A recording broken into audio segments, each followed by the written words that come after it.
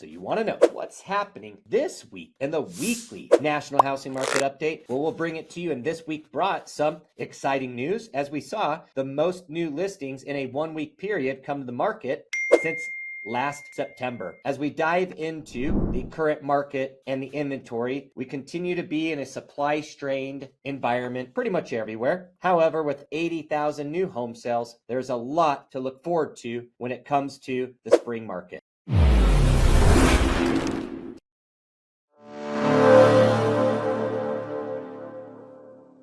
Thanks for sticking around as we dive right in and look at this slide of 80,000 new listings coming to the market, with 21,000 of them immediately going under contract. Two signs is that the spring market is here, stabilized, normalized, and that the demand is appropriate for almost 25% of all the homes immediately going under contract, which is very normal to markets prior over the last decade. However, what's not normalizing is the inventory level to the amount of available homes that have been on the market over the last decade, outside of just the craziness of the last 2 years. And as you can see in this second slide here, what we're really speaking to is the available inventory finally increased week over week by 2%. We are at 414,000 available homes. However, the challenge with that, as you can see, the 2 years prior, 2022 and 2021, yes, we were in dramatic crisis of lack of inventory. However, you could still see we have about half the available inventory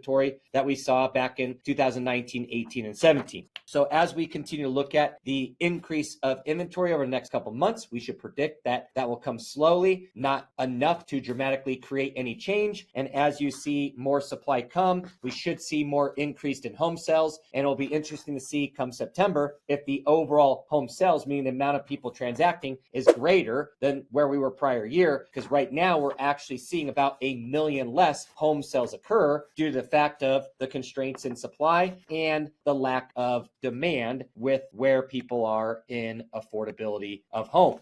Now, the other part is you can see another sign to stabilized, normalized, and taking away pressure of believing that there's going to be any further corrections or price adjustments is the actual percentage of properties requiring a price adjustment or reduce in order to get sold, which was 29.4%. So as there's fresh inventory and fast purchases, we're seeing a lot less price reductions compared to where we started out at the beginning of the year with almost 40% of homes. Now we're down to under 30%. And as you can see, that number, a change of 10%, is just, well, 1 out of every 10 homes needs a price adjustment. You can see that these are not dramatic numbers, but sometimes when you hear 40%, 30%, it just changes your perspective to how we feel about the market. Yet this is, as you can see, almost below the numbers of 2019, which goes back to why we are really starting to stabilize and correct in the current market. Now, as you start looking at the median price, that was up 1% this week. And then as you start looking at median price of new listings, is a good future indicator of prices, meaning if that number continues to go up, remember, see, these are new listings coming to the market, taking into context the home sales that have happened over the course of a month, 2 or 3, based on how long they're in the market, how long they were contracted, and then finally posting that sale date. We're now using that data, and that's showing us the future indicator of home prices rising. Now, the other indicator, which is the median price of pending homes, the ones that actually went under contract, not the ones that were sold, you can see that number is 379,500, which continues to rise from that of January. So again, this number continuing to increase is another indicator of where future home prices are going. And yes, it's below where we were last year, but that's because last year we were at a dramatic increase in home price appreciation across the region, which was roughly about 8%. And this year, though, if you saw the last slide, we're year over year at about 5%. So still under a little bit, but at the end of the day, the home prices are appreciating, they are increasing. And this slide is a great indicator to continue to follow, as what the pending properties are doing is a more recent or short-term outlook to the actual housing market when you look at pricing. Then the other part is the new pending sales. So not the actual price, but the percentage or number September, you can see the sales rate running 15 to 20% fewer than last year, meaning that we are seeing less homes contracted. And we were talking about this earlier, roughly about 1 million less homes are transacting to where they were last year. But we will see, as you can tell in this slide and graph here, September, that number started to dramatically decrease. We may continue to see that number actually outpace last year due to the fact that the market is normalizing, it's stabilizing. We're seeing a lot more demand, whereas last year we saw a lot of withdrawal from the market as people were going through the adjustment period. So remember, this is the weekly National Housing Market Update. My name's Justin Martin,